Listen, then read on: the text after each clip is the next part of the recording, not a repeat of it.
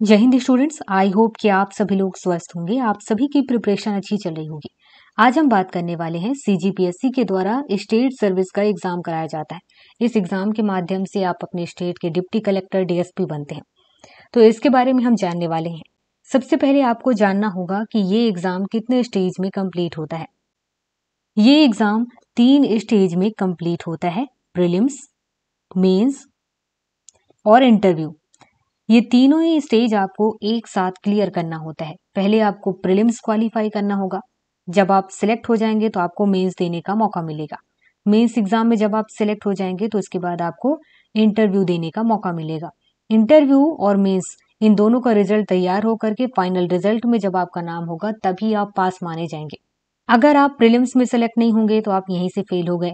अगर आप प्रीलिम्स में सेलेक्ट होकर के मेंस में चले जाते हैं, मेंस देते हैं, लेकिन उसके बाद इंटरव्यू देने का मौका नहीं मिलता है, मतलब कि मेंस में आप सेलेक्ट नहीं होते हैं, तो उसके बाद फिर आप फेल माने जाएंगे। किसी भी स्टेज में अगर आप सेलेक्ट नहीं होते हैं तो आप फेल माने जाते हैं। ऐसा नहीं सोचना कि आप मेंस में सेलेक्ट हो गए और इस बार फेल हो गए हैं तो अगले बार फिर से मेंस में से एग्जाम देंगे, ऐसा नहीं होता है। आपको वापस प्रीलिम्स देना होगा, मेंस देना होगा, इंटरव्यू देना होगा। अब बात करते हैं प्रीलिम्स एग्जाम के पैटर्न के बारे में। प्रीलिम्स एग्जाम में 2 पेपर होता है।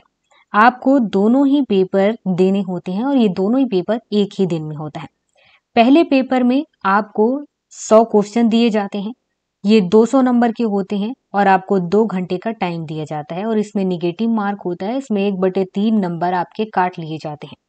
निगेटिव मार्क सबको समझ में आता होगा।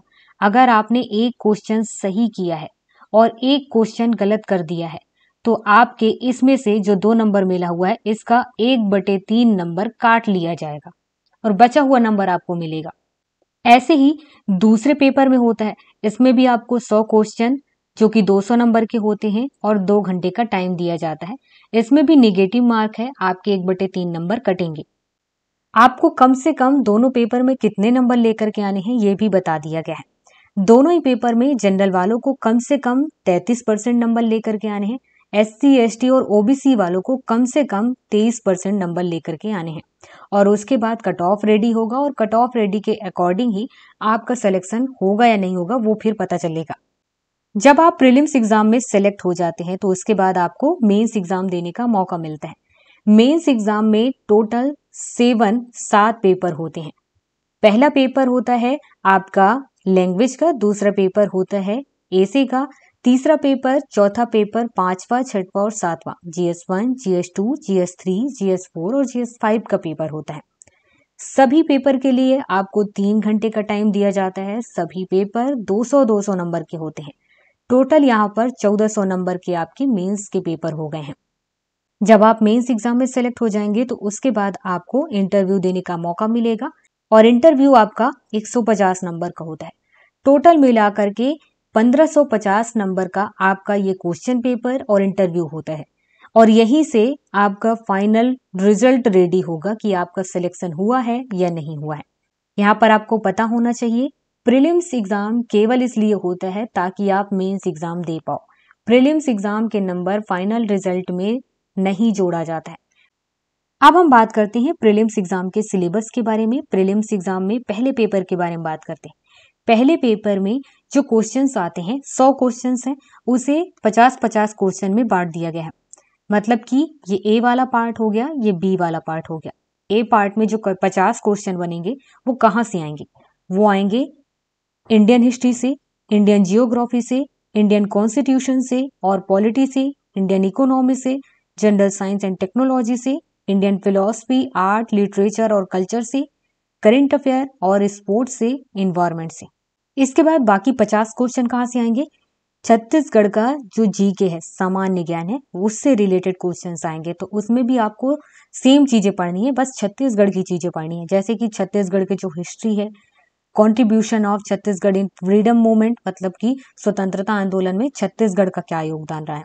छत्तीसगढ़ की जियोग्राफी के बारे में, छत्तीसगढ़ से related literature, music, dance, art, culture, items, इन सब के बारे में पता हो। फिर उसके बाद चौथा है tribes, special tradition, Teej and festival.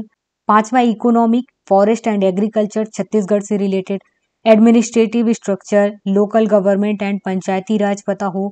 और 7वां है industry in Chhattisgarh, energy, water and mineral resource जो छत्तीसगढ़ में है, और छत्तीसगढ़ से रिलेटेड जो करंट अफेयर है इनके बारे में बताओ। यहाँ पर हिंदी में भी बता दिया गया है कि छत्तीसगढ़ का इतिहास, स्वतंत्रता आंदोलन से रिलेटेड जो छत्तीसगढ़ का योगदान है, छत्तीसगढ़ के भूगोल के बारे में पता हो, छत्तीसगढ़ के साहित्य, संगीत, नृत्य, कला, संस्कृति, जनौला, मुहावरे, इन सब के बारे में पता हो, छत्तीसगढ़ की जनजाति, विशेष परंपराएं, तीज त्योहार, छत्तीसगढ़ की अर्थव्यवस्था, वन और कृषि के बारे में, छत्तीसगढ़ की प्रशासनिक ढांचा, स्थानीय शासन और पंचायती राज के बारे में, छत्तीसगढ़ में जो उद्योग हैं, ऊर्जा है, जल एवं खनिज संसाधन है, और छत्तीसगढ़ से रिलेटेड जो करंट अफेयर है। इसके बाद है दूसरा पेपर जो दूसरे शिफ्ट में आपका होगा। इसमें भी 100 क्वेश्चन होंगे। तो इसमें आपसे क्वेश्चन पूछे जाएंगे इंटरपर्सनल स्किल्स से रिलेटेड, कम्युनिकेशन स्किल्स रहेगा, लॉजिकल रीजनिंग रहेगा, एनालिटिकल एबिलिटी होगी, डिसीजन मेकिंग, प्रॉब्लम सॉल्विंग से related question, general mental ability, basic numeracy जो कि 10th लेवल का होगा, knowledge of Hindi language, knowledge of Chhattisgarh language, इससे रिलेटेड क्वेश्चंस रहेंगे। ये 7 टॉपिक होंगे जिससे रिलेटेड आपके क्वेश्चन दूसरे वाले पेपर में से पूछे जाएंगे। तो यहाँ पर प्रीलिम्स से रिलेटेड जो सिलेबस था वो आपको यहाँ पर बता दिया गया।